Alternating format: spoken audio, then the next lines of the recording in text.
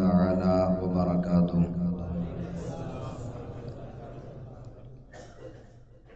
الحمد لله رب العالمين والعاقبة للمتقين والصلاة والسلام على سيد الأنبياء والمرسلين وعلى آله وأصحابه أجمعين. أما بعد فأعوذ بالله من الشيطان الرجيم. بسم الله الرحمن الرحيم. فمن كان يرجو لقاء ربه فليعمل عملا صالحا ولا يشرك بعبادة ربه أحدا. آمنت بالله صدق الله العظيم وصدق رسوله النبي الكريم ونحن على ذلك لمن الشاهدين والشاكرين والحمد لله رب العالمين. دل سے جو بات نکلتی ہے اثر رکھتی ہے، دل سے جو بات نکلتی ہے اثر رکھتی ہے، پر نہیں طاقت پرواز مگر رکھتی ہے، اور قدسی الاصل ہے رفعت پہ نظر رکھتی ہے، قدسی الاصل ہے رفعت پہ نظر رکھتی ہے، خاک سے اٹھتی ہے گردوں پہ گزر رکھتی ہے. اور ہم تو مائل با کرم ہیں کوئی سائل ہی نہیں، ہم تو مائل با کرم ہیں کوئی سائل ہی نہیں، راہ دکھلائیں کسے رہبر و منزل ہی نہیں. اور تربیت عام تو ہے جوہر قابل ہی نہیں، تربیت عام تو ہے جوہر قابل ہی نہیں، جس سے تعمیر ہو آدم کی وہ گل ہی نہیں. خطبہ مسنونہ کے بعد ہم مراد مل کر انتہائی عقیدت و محبت کے ساتھ والہانہ عاشقانہ مؤدبانہ انداز میں ہدیہ درود و سلام نچھاور کریں اور بلند آواز سے درود پاک پڑھیں. اللہم صلی علی سیدنا و مولانا محمد مبارک وسلم صلاۃ و سلاما علیک یا رسول اللہ صلی اللہ تعالی علیہ وسلم. اللہ رب العزت نے قرآن مقدس میں ارشاد فرمایا فمن کان یرجو لقاء ربہ، کہ جو بھی یہ امید رکھتا ہے کہ یوم آخرت اپنے پروردگار سے اپنے رب سے ملاقات کرے، فَلْيَعْمَلْ عَمَلًا صَالِحًا، تو اس کو چاہیے کہ وہ نیک عمل کرے. اور آگے فرمایا وَلَا يُشْرِكْ بِعِبَادَةِ رَبِّهِ أَحَدًا، اور اپنے رب کی عبادت میں کسی غیر کو شریک نہ کرے. اور اللہ رب العزت نے قرآن مقدس میں ارشاد فرمایا قُلْ إِنَّ صَلَاتِي وَنُسُكِي وَمَحْيَايَ وَمَمَاتِي لِلَّهِ رَبِّ الْعَالَمِينَ لَا شَرِيكَ لَهُ وَبِذَلِكَ أُمِرْتُ وَأَنَا أَوَّلُ الْمُسْلِمِينَ. محبوب آپ فرما دیجئے میری نماز، میری قربانی، میری حیات اور میری ممات، تمام کے تمام چیزیں اللہ رب العالمین کے لیے ہیں. لا شریک لہ وبذالک امرت، اس کا کوئی شریک نہیں اور مجھے اسی چیز کا حکم دیا گیا. وَأَنَا أَوَّلُ الْمُسْلِمِينَ، اور میں سب سے پہلا مسلمان. اللہ رب العزت نے اپنے خاص بندوں پر یہ احسان فرمایا کہ اللہ تعالی نے اپنے خاص بندوں کو ہر طرح کی طاقت کے سامنے جھکنے سے محفوظ و مامون فرمایا. اور اللہ تعالیٰ کا یہ احسان اپنے خاص بندوں پر ہے جو بندے صرف اور صرف ہر کام اللہ تعالیٰ کی رضا کے لیے کرتے ہیں، اور جس بندے سے اللہ تعالیٰ راضی ہو جاتا ہے تو ہر شے اس بندے کے قدموں میں رکھ دی جاتی ہے۔ اور جب بندہ عبادت کے ذریعے قرب حاصل کرتا ہے تو اس کی شان یہ ہوتی ہے کہ وہ رب کی بارگاہ میں یہ دعا کرتا ہے، یہ عرض کرتا ہے کہ پروردگار عالم، میری نماز، میری قربانی، میرا سب کچھ، میری مال اور دولت، یہاں تک کہ میری زندگی، میری حیات، میری ممات، سب تیرے ہی لیے ہے۔ تو اللہ تعالی کا ان خاص بندوں پر احسان ہے کہ جن کے عمل کے اندر خلوص ہوتا ہے، اخلاص ہوتا ہے۔ سب سے پہلے سمجھنا ضروری ہے، کیونکہ ہر عبادت کے لیے، ہر نیک کام کے لیے اخلاص ضروری ہے، اور کسی بھی نیک کام میں اگر اخلاص اور خلوص نہ ہو تو وہ نیک کام بھی کوئی فائدہ نہیں دیتا ہے۔ خلوص کسے کہتے ہیں یہ جاننا بے حد ضروری ہے۔ خلوص اس نیک عمل کو کہتے ہیں کہ جس عمل کو صرف اور صرف اللہ کی رضا جوئی کے لیے کیا جائے، اور اس کے اندر ذرہ برابر بھی ریا، نام و نمود اور نمائش مقصود نہ ہو۔ اور خلوص کا جو ضد ہے، جو اس کا الٹا آتا ہے، اس کا اپوزٹ آتا ہے، اس کو ریا کہتے ہیں۔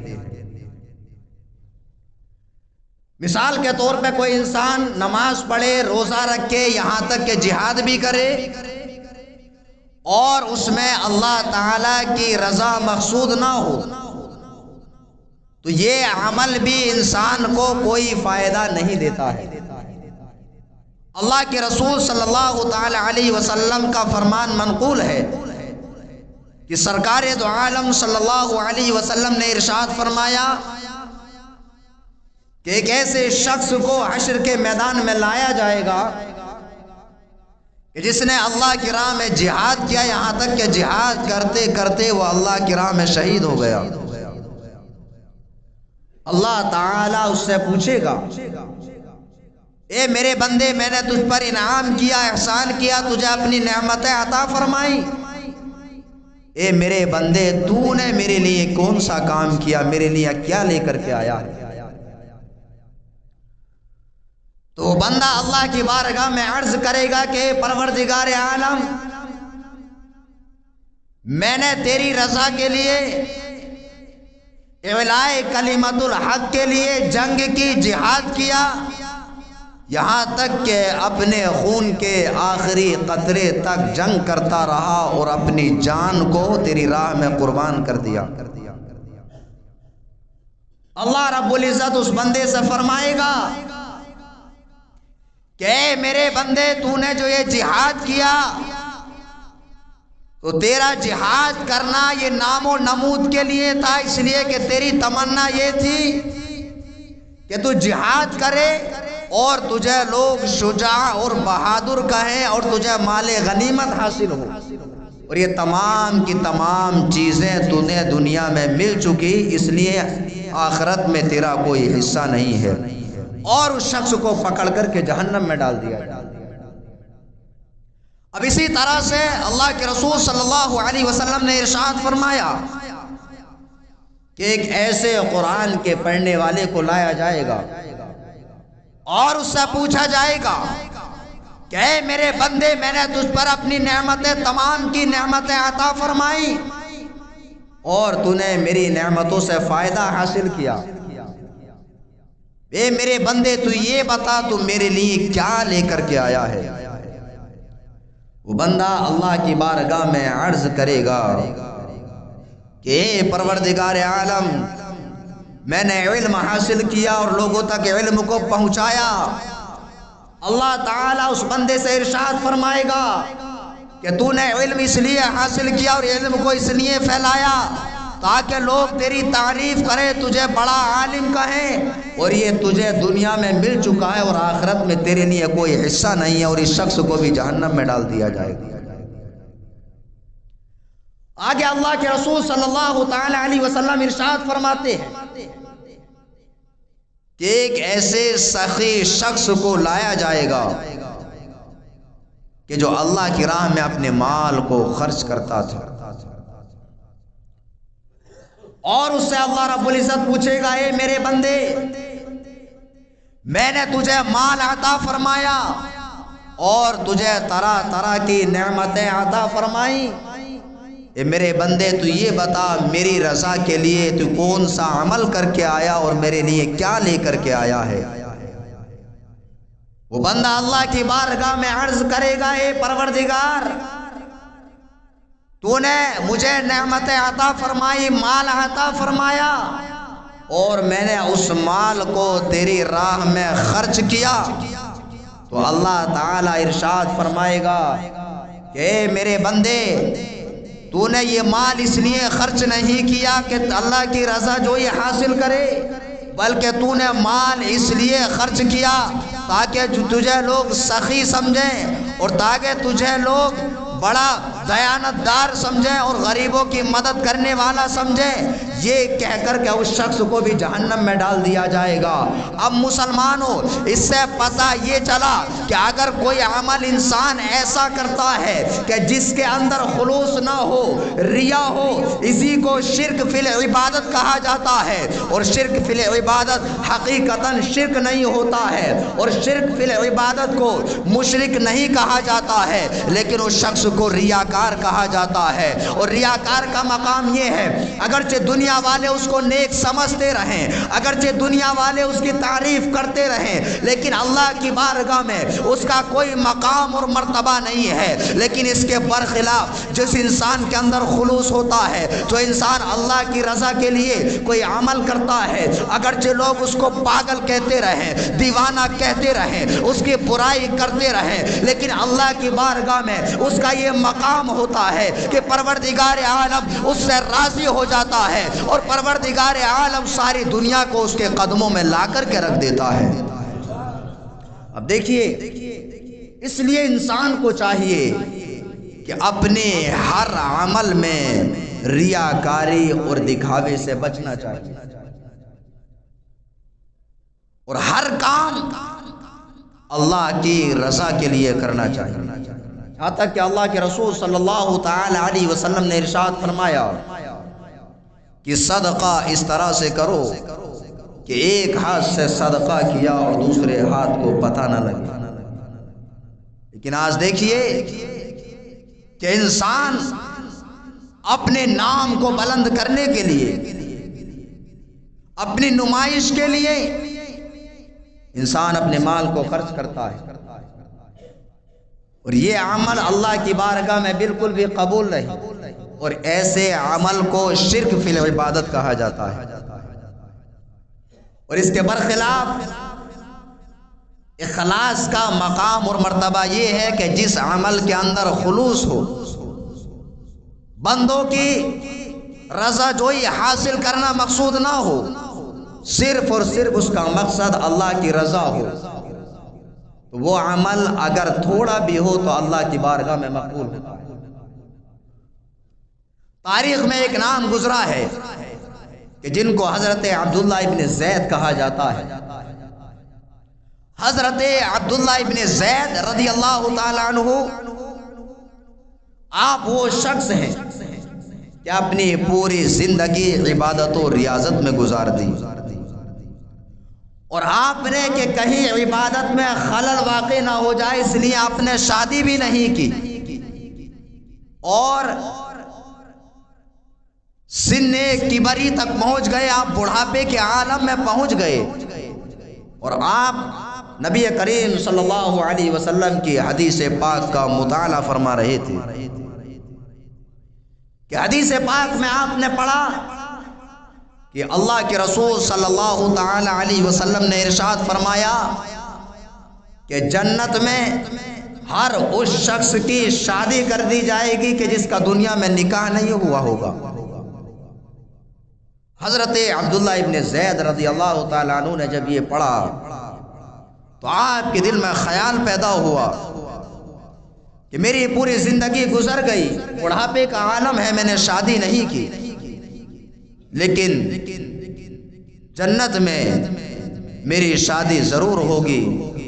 اور یہ سوچ کر کے آپ رب کی بارگاہ میں دعا کرتے ہیں کہ اے پروردگار عالم، میں اس عورت کو دیکھنا چاہتا ہوں کہ جس عورت سے میرا نکاح ہوگا۔ آپ نے ایک رات دعا کی، دعا مقبول نہ ہوئی، کوئی رزلٹ حاصل نہ ہوا، یہ ہوتے ہیں اللہ والے۔ اور آج انسان کا عالم یہ ہے کہ انسان 1 روپیہ خرچ کر کے کروڑوں کا فائدہ کمانا چاہتا ہے۔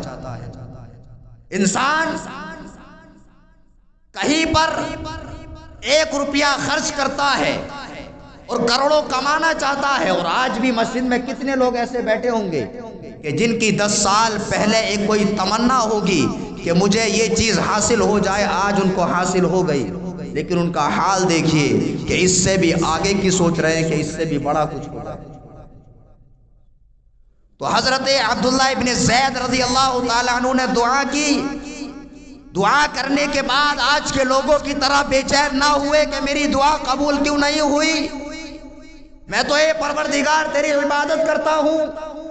آج انسان کوئی تمنا کرتا ہے، اگر اس سے کہہ دیا جائے کہ 100 مرتبہ درود شریف پڑھو، پھر وہ اس کا کام نہ ہو تو شکایت کرنے کے لیے چلا آتا ہے کہ میں نے درود پاک پڑھا لیکن میرا کام نہیں ہوا۔ اور ایک طرف یہ شخص ہیں جن کی پوری زندگی عبادت و ریاضت میں گزر گئی، دعا رب کی بارگاہ میں مقبول نہیں ہوتی ہے، کوئی نتیجہ حاصل نہیں ہوتا ہے، دوسری رات پھر آپ دعا کرتے ہیں، نتیجہ حاصل نہ ہوا، تیسری رات آپ نے دعا کی، تہجد پڑھ کر کے آپ سو جاتے ہیں۔ آپ جب سوئے تو آپ نے کیا دیکھا کہ آپ دیکھتے ہیں کہ جنت کے اندر آپ موجود ہیں، اور آپ کا نکاح جس عورت سے ہونے والا ہے اس عورت کا نام میمونہ بنت خالد ہے۔ میمونہ بنت خالد جو حبشہ کے رہنے والی ایک کالی عورت ہے۔ آپ کے دل میں خیال آیا کہ اس عورت سے ملنا چاہتا ہوں، سارا راستہ آپ کو بتلا دیا گیا، سارا راستہ آپ کو دکھا دیا گیا۔ جب آپ صبح نمودار ہوتی ہے، صبح کو آپ رخت سفر باندھتے ہیں اور ادھر روانہ ہو جاتے ہیں۔ آپ حبشہ کی سرزمین پر پہنچے، جیسے ہی حبشہ کی سرزمین پر پہنچے، اپنے وقت کے بہت مشہور انسان ہے، تمام لوگ استقبال کے لیے آ گئے، آپ سے پوچھنے لگے حضور آپ کے آنے کی وجہ کیا ہے، آپ کس لیے آئے ہیں؟ آپ یہ سن کر کے کہتے ہیں کہ میں میمونہ بنت خالد سے ملنا چاہتا ہوں، تو لوگوں نے جواب دیا آپ اس ایسی پاگل عورت سے ملنا چاہتے ہیں جس کا حال یہ ہے کہ اگر کہیں غم کا ماحول ہو تو وہ عورت رونے لگتی ہے، اگر کہیں خوشی کا ماحول ہو تو رونے لگتی ہے، یعنی وہ عورت اگر کہیں لوگ خوشحال ہیں تو وہاں پر روتی ہے، اور کہیں لوگ رو رہے ہیں غم کے عالم میں ہے تو وہاں پر وہ ہنسنے لگتی ہے۔ اس عورت جو ہے اس کو پاگل حالات میں رہتی ہے، آپ اس سے کیوں ملنا چاہتے ہیں؟ حضرت عبداللہ ابن زید رضی اللہ تعالیٰ عنہ نے فرمایا کہ مجھے اس عورت سے ملنا ہے۔ لوگوں نے جواب دیا وہ ایک پاگل عورت ہے جس کو لوگ کنکریاں مارتے ہیں، جس کو لوگ پتھر مارتے ہیں، جس کا بچے مذاق اڑاتے ہیں، اور وہ عورت ہمارے گاؤں کے لوگوں کی بکریاں اجرت لے کر کے جنگل میں چراتی ہے۔ حضرت عبداللہ ابن زید رضی اللہ تعالیٰ عنہ نے اس کا پتہ پوچھا، لوگوں نے پتہ بتایا کہ فلاں پہاڑی پر، فلاں مقام پر، فلاں جنگل میں وہ بکریاں ابھی بھی چرانے کے لیے گئی ہوئی ہے۔ حضرات محترم حضرت عبداللہ ابن زید رضی اللہ تعالیٰ عنہ ادھر روانہ ہو جاتے ہیں۔ آپ جنگل میں پہنچے تو آپ کیا دیکھتے ہیں کہ بڑا بھیانک اور خوخار جنگل ہے، جہاں پر درندے بھی موجود ہیں، جہاں پر طرح طرح کے جانور موجود ہیں۔ آپ سوچنے لگتے ہیں آخر اس عورت کو کیا ہو گیا ہے کہ ایسی جگہ پر بکریوں کو چراتی ہے۔ آخر کار آپ تلاش کرتے کرتے وہاں تک پہنچ جاتے ہیں۔ آپ جب اس پہاڑی پر پہنچے کہ جہاں پر یہ عورت بکریاں چرا رہی تھی تو آپ کیا دیکھتے ہیں کہ یہ عورت بکریاں نہیں چرا رہی ہے، بلکہ یہ عورت وہاں پر مصلی بچھا کر کے رب کی عبادت کر رہی ہے اور نماز میں مشغول ہے۔ آپ وہاں پر کھڑے ہو جاتے ہیں اور کھڑے ہو کر کے آپ انتظار کرنے لگتے ہیں۔ آپ نے انتظار کیا، اس عورت کی نماز مکمل ہوئی۔ نماز مکمل کرنے کے بعد میں یہ عورت کہنے لگتی ہے اے عبداللہ ابن زید، ملاقات کا وعدہ تو جنت میں تھا، آپ دنیا میں ہی ملنے کے لیے آ گئے۔ حضرت عبداللہ ابن زید رضی اللہ تعالیٰ عنہ نے سوچا کہ آخر کیا ماجرا ہے، آج تک اس عورت نے مجھے دیکھا نہیں، آج تک میرا نام سنا نہیں، آخرکار میرا نام یہ کیسے جانتی ہے۔ آپ پوچھنے لگے کہ عورت یہ تو بتاؤ کہ آپ میرا نام کس طرح سے جانتی ہے؟ تو یہ عورت کہنے لگتی ہے، اے عبداللہ، جو خواب آپ نے دیکھا تھا وہی خواب میں نے بھی دیکھا ہے۔ پھر اس کے بعد حضرت عبداللہ ابن زید رضی اللہ تعالیٰ عنہ نے بکریوں کی طرف نظر ڈالی تو آپ کیا دیکھتے ہیں، یہ عورت تو نماز ادا فرما رہی تھی اور بکریاں چر رہی ہیں، اور بکریوں کی ایک خاصیت ہوا کرتی ہے کہ بکریاں موقع پاتے ادھر ادھر نکل جاتی ہیں، اور بکریاں چرانے کے لیے کوئی محافظ بھی موجود نہیں ہے۔ حضرات محترم، حضرت عبداللہ ابن زید رضی اللہ تعالیٰ عنہ نے دیکھا کہ جب بکریوں میں سے کوئی بکری ریبڑ سے ادھر ادھر جانے کی کوشش کرتی ہے تو وہاں پر شیر بکریوں کو کنٹرول کر رہے ہیں، بکریوں کو قابو میں کر رہے ہیں۔ حضرت عبداللہ ابن زید رضی اللہ تعالیٰ عنہ نے فرمایا کہ شیر کی خاصیت یہ ہے کہ بکریاں اس کا چارہ ہوا کرتی ہیں،